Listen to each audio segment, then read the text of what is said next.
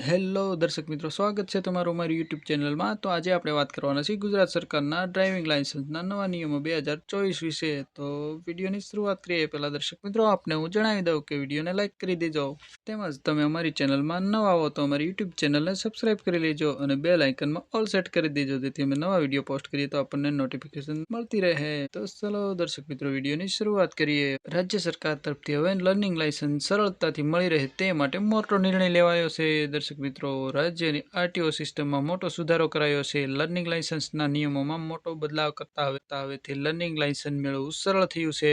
Licence માટે લેવાતી પરીક્ષામાં રાહત આપવામાં આવી છે। આ ફેરફાર કરવા પાછળનો હેતુ ઓછું ભણતર ધરાવતા અથવા સારી રીતે વાંચી ન શકતા લોકોને ડ્રાઇવિંગ ટેસ્ટ દરમિયાન તેમની ડ્રાઇવિંગ કુશળતા દર્શાવીને લર્નિંગ લાયસન્સ મેળવવામાં મદદરૂપ કરવાનો છે। તો દર્શક મિત્રો, રાજ્યની આરટીઓ દ્વારા તારીખ 1/7/2024ના રોજ એક પરિપત્ર જાહેર કરવામાં આવ્યો છે।